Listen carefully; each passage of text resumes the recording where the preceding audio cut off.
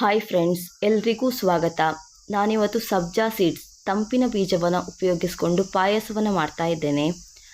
ಈ ಬೇಸಿಗೆಯಲ್ಲಿ ಯಾವುದ್ಯಾವುದೋ ಪಾಯಸವನ್ನು ಮಾಡಿ ತಿನ್ನುವುದಕ್ಕಿಂತ ದೇಹಕ್ಕೆ ತಂಪು ನೀಡುವಂಥ ಈ ಸಬ್ಜಾ ಸೀಡ್ಸಿಂದ ಪಾಯಸವನ್ನು ಮಾಡಿ ತಿಂದರೆ ಬಾಡಿ ಎಲ್ಲ ಚೆನ್ನಾಗಿ ಕೂಲ್ ಆಗ್ತದೆ.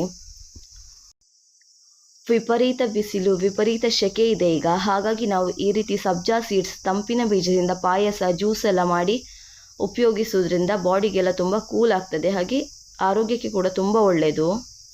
ನಾನೀಗ ಗ್ಯಾಸ್ ಮೇಲೊಂದು ಪಾತ್ರೆಯನ್ನು ಇಟ್ಟಿದ್ದೇನೆ. ಪಾತ್ರೆ ಚೆನ್ನಾಗಿ ಬಿಸಿ ಆಗಲಿ.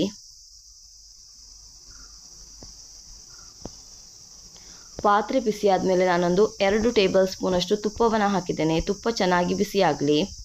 ನಾನೀಗ ಇದಕ್ಕೆ ಸ್ವಲ್ಪ ಗೋಡಂಬಿಯನ್ನು ಹಾಕಿ ಫ್ರೈ ಮಾಡ್ಕೊಳ್ತೇನೆ. ಸ್ವಲ್ಪ ಬಣ್ಣ ಬಂದರೆ ಸಾಕು.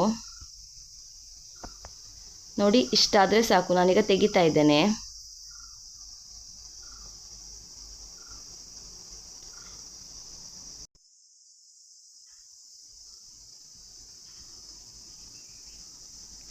ನಾನೀಗ ಅದೇ ತುಪ್ಪಕ್ಕೆ ದ್ರಾಕ್ಷಿಯನ್ನು ಸೇರಿಸ್ಕೊಳ್ತಾ ಇದ್ದೇನೆ.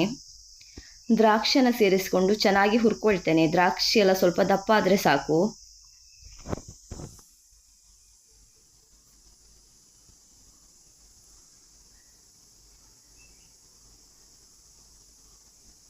ನೋಡಿ, ಇಷ್ಟಾದರೆ ಸಾಕು. ನಾನೀಗ ಇದನ್ನೊಂದು ಪ್ಲೇಟಿಗೆ ತೆಗಿತಾ ಇದ್ದೇನೆ. ಈ ತುಪ್ಪವನ್ನು ಬಿಸಾಡೋದು ಬೇಡ, ಆಮೇಲೆ ಪಾಯಸಕ್ಕೆಲ್ಲ ಉಪಯೋಗಿಸ್ಕೊಳ್ಬೋದು.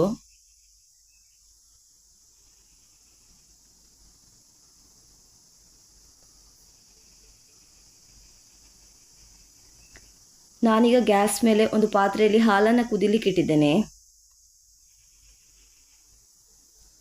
ಹಾಲು ಸರಿಯಾಗಿ ಒಂದ್ಸಲ ಕುದಿ ಬರಬೇಕು.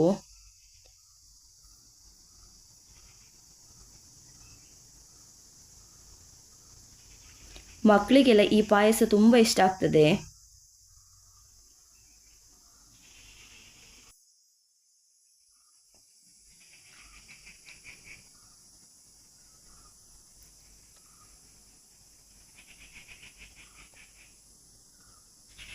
ನಾನೀಗ ಇದಕ್ಕೆ 1 ಲೋಟದಷ್ಟು ಸಕ್ಕರೆಯನ್ನು ಸೇರಿಸ್ಕೊಳ್ತಾ ಇದ್ದೇನೆ. ಸಕ್ಕರೆ ನಿಮಗೆ ಎಷ್ಟು ಬೇಕಂತ ನೋಡ್ಕೊಂಡು ಹಾಕೊಂಡ್ರೆ ಆಯಿತು. ಕೆಲವರಿಗೆ ಸಿಹಿ ಜಾಸ್ತಿ ಬೇಕಾಗ್ತದೆ, ಹಾಗೆ ಕೆಲವರಿಗೆ ಸಿಹಿ ಸ್ವಲ್ಪ ಕಮ್ಮಿ ಬೇಕಾಗ್ತದೆ. ಸಕ್ಕರೆ ನಿಮಗೆ ಯಾವ ರೀತಿ ಬೇಕೋ ಆ ರೀತಿ ನೀವು ಹಾಕಿದರೆ ಆಯಿತು.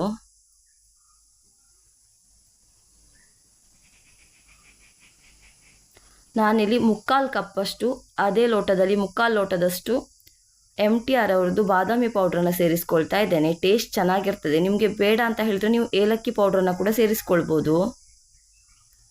ನಾನೀಗ ಹುರಿದಿಟ್ಟಂಥ ದ್ರಾಕ್ಷಿ ಗೋಡಂಬಿಯನ್ನು ಕೂಡ ಇದಕ್ಕೆ ಸೇರಿಸ್ತಾ ಇದ್ದೇನೆ. ಈಗ ಚೆನ್ನಾಗಿ ಕುದಿ ಬರಲಿ ಇದು. ನೋಡಿ, ಚೆನ್ನಾಗಿ ಕುದೀತಾ ಇದೆ. ನಾನೀಗ ಇದಕ್ಕೆ 1 ಬೌಲಷ್ಟು ಸಬ್ಜಾ ಸೀಡ್ಸ್ ತಂಪಿನ ಬೀಜವನ್ನು ನೀರಿನಲ್ಲಿ ನೆನೆಸಿ ಇಟ್ಟಿದ್ದೆ. ಇದನ್ನೀಗ ಹಾಕೊಳ್ತೇನೆ. 1 ಬೌಲಷ್ಟು ಎಲ್ಲವನ್ನು ಕೂಡ ನಾನು ಇದಕ್ಕೆ ಸೇರಿಸ್ಕೊಳ್ತೇನೆ. ಸ್ವಲ್ಪ ಸ್ವಲ್ಪವನ್ನು ಹಾಕಿ ಚೆನ್ನಾಗಿ ಮಿಕ್ಸ್ ಮಾಡಿಕೊಂಡ್ರೆ ಆಯಿತು. ಪಾಯಸ ಮಾಡಲಿಕ್ಕೆ ತುಂಬ ಸುಲಭ, ಹಾಗೆ ಬೇಗ ರೆಡಿ ಆಗ್ತದೆ. ಒಂದು 10 ನಿಮಿಷಕ್ಕೆಲ್ಲ ರೆಡಿಯಾಗಿ ಬಿಡ್ತದೆ. ತಿನ್ಲಿಕ್ಕೆ ಕೂಡ ಅಷ್ಟೇ ರುಚಿಯಾಗಿರ್ತದೆ.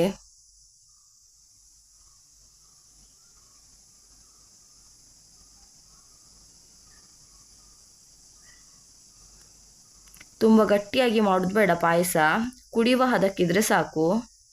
ನೋಡಿ, ಚೆನ್ನಾಗಿ ಕುದಿ ಬರ್ತಾ ಇದೆ. ಸಬ್ಜಾ ಸೀಡ್ಸ್ ಹಾಕಿದ ಮೇಲೆ ಒಂದು ಕುದಿ ಬಂದರೆ ಸಾಕು. ಜಾಸ್ತಿ ಕುದಿಸೋದೆಲ್ಲ ಬೇಡ. ನಾನಿಲ್ಲಿ ತುಪ್ಪವನ್ನು ಸೇರಿಸ್ಕೊಳ್ತಾ ಇದ್ದೇನೆ.